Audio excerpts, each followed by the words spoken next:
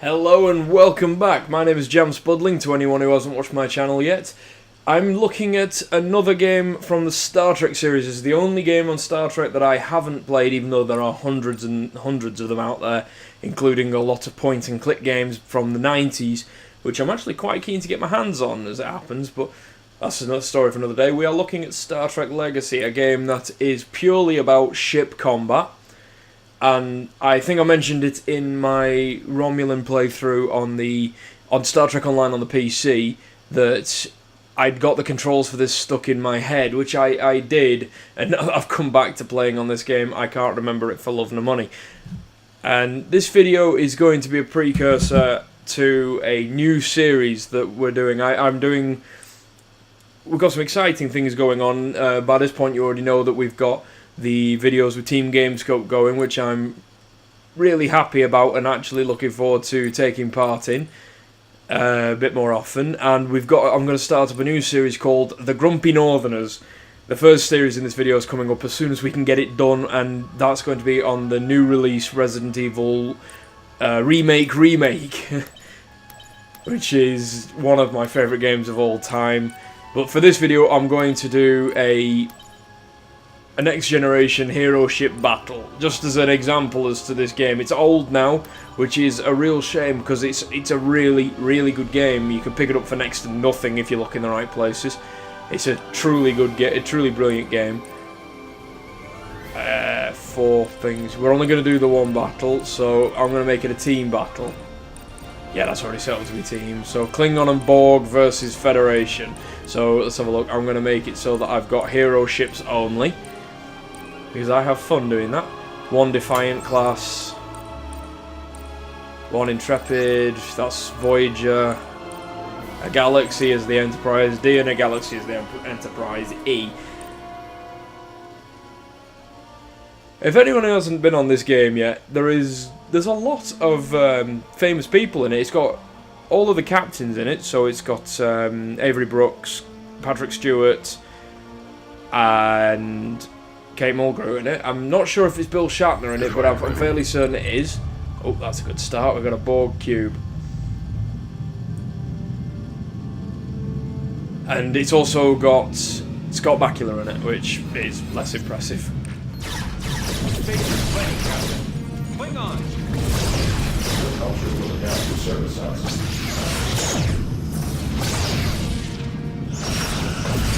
Oh, let's see if I can get a quantum in on it. Oh. Quantum torpedo, lock.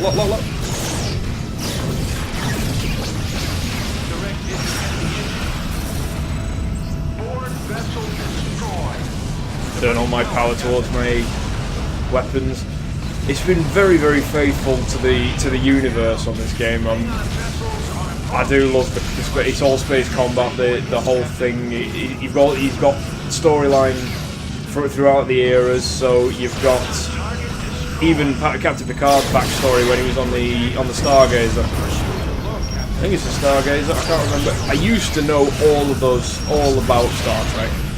Always been a big fan. So I'm quite happy to return to the universe. I own all but 2 of the continuities on DVD. I own all but 1 of the movies on Blu-ray, and that's only because a friend gave me a copy of Into Darkness on Ultraviolet, I think it was. So I've got it on the tablet.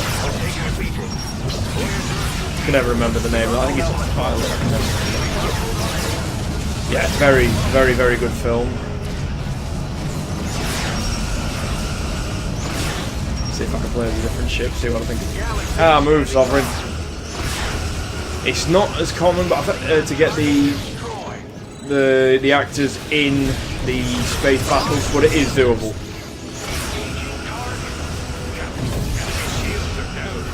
I mean, the missions are far more enlightening, but this is one of those games that I don't want to start playing the missions, because I found with the game that I had most fun when I got to the original series era, when I was and the Next Generation eras, because when I was playing the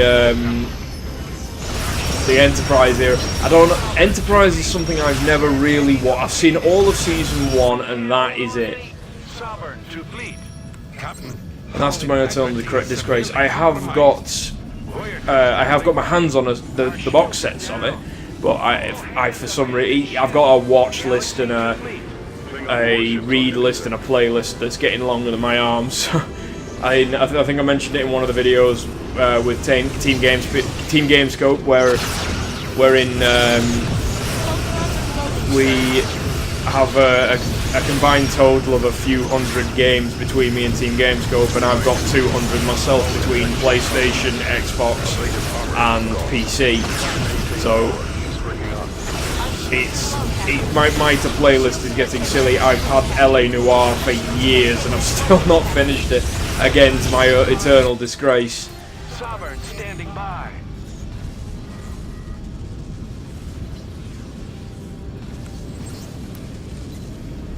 All shields are down. Well, this isn't full impulse. We're taking a beating. All hands abandon ship. Voyager to fleet. Let's go to warp. I'm sorry, Captain. What do you mean you're sorry? Klingon ship spotted. Not possible, Captain. Oh, it's because we're too close to the planet. Damn all these spatial responsibilities. Oh, cube. Cube. Go for the cube. In phaser range, Captain. On the harder difficulties, you really get the gist of the Borg. Protons are loading, Captain. Shields are loading. I mean, I tried once to recreate the opening scenario for First Contact, where it's just me and a whole ton of ships versus a Borg cube on the hardest difficulty, so to give like the Borg the best, keep them at their best as it was. But I didn't fare very well. I'm not going to do a series on this game unless I get enough popularity. So at the moment, I'm just having a little bit of a trip of nostalgia because I don't play this game very often. I'm a bit of an achievement hunter at heart sometimes, but I've got very few left to get on this game, and I just haven't had the patience all the time. Oh, there goes my Sovereign class.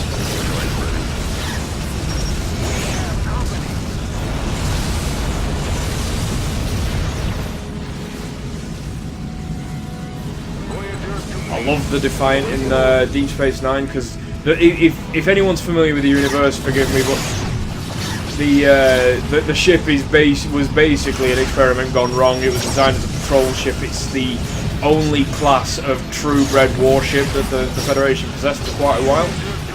I don't know if they've got any newer ones in newer continuities and stuff, but it's just a powerhouse. The ship originally was dialed back because the engines just ripped it apart. The phasers couldn't be fired in beam because they'd destroy the ship. It was just so overpowered, but it's such a cool design. And me and my brother used to say it all the time, when you in that very beginning bit, if you look at the underbelly on the opening credits of Deep Space Nine, it looked like an Atari Jaguar pad, which I used to absolutely love that idea. Which it sort of does. It looks like the underbelly of an Atari Jaguar pad.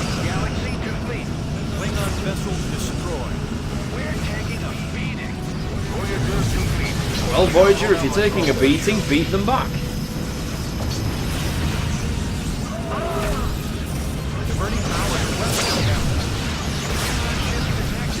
Stand by. Our shields can't take many more hits.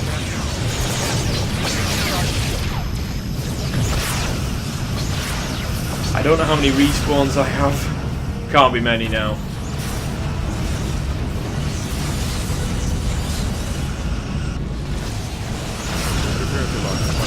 I mean, as I say, they have been... I find it with a lot of the Star Trek games. I mean, I know me and Jamie ripped on the Star Trek game for the new one.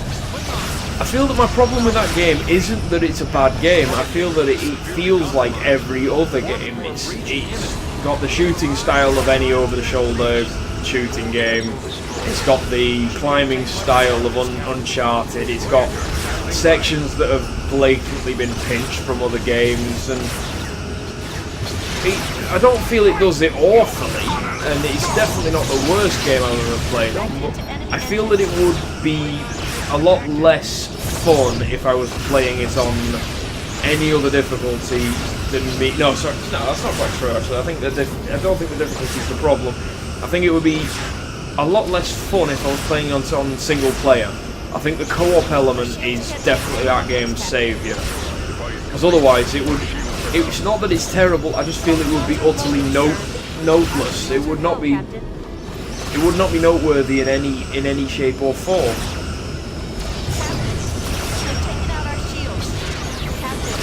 It'd just be very generic, and I don't like a game that clings on for nostalgia's sake. I mean, this game feels totally original.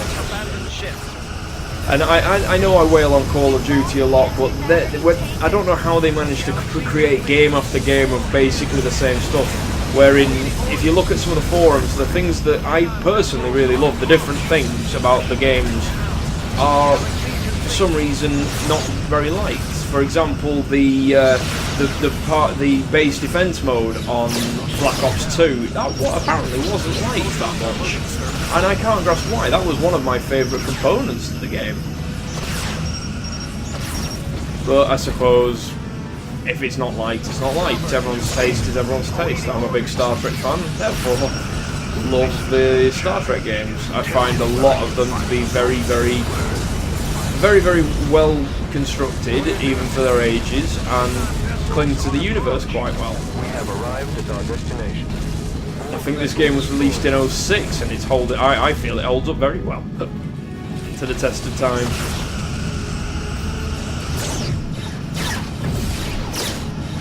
Our shields can't take many more hits, Captain. Photons are working, sir.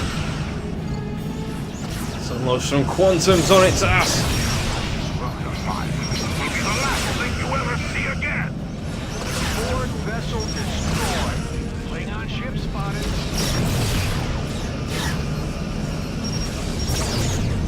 Photons are working, sir. Oh, come on. No. We're in position.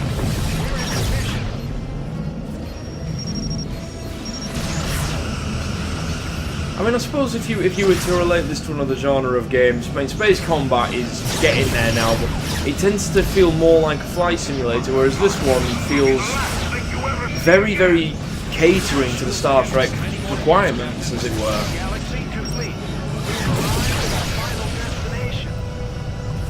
And it doesn't even feel like a flight sim. It feels like a crossover of a strategy game and a flight game.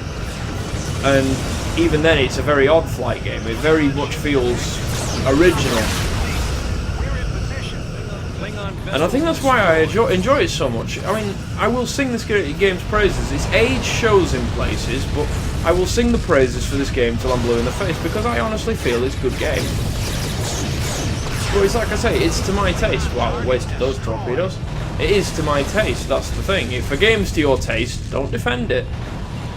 If a game is to your taste, you don't need to defend it to your friends or anyone. If you enjoy it, play it. And I'm doing the videos, so I'm not defending the game, I'm singing its praises. There is a difference.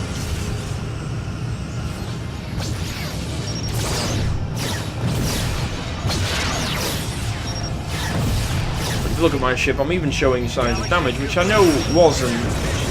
It's not new, there's plenty of games that show that, either...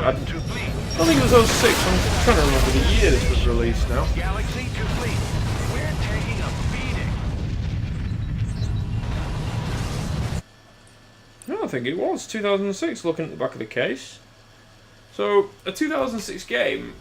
Not many of them held up to the test of time. I mean, I'm currently playing through Resistance Fall of Man on the PlayStation 3. I enjoy the game, I thoroughly love the game, but it's definitely aged and not well in places. It feels like a PS2 game in places, but that's neither here nor there. It's still quite a fun game, but this doesn't feel to have aged that badly. For instance, the space combat feels very much like Star Trek Online, which I think is a much newer game. I'm not certain on the release year for the Star Trek Online game, but I think it was 2008, 2009. I will look that up momentarily, in fact, because I'm interested in it.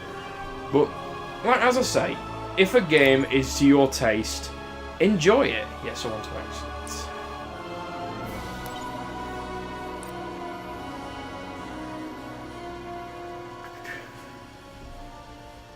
Curiosity's got the better of me now. I do need to figure out what's the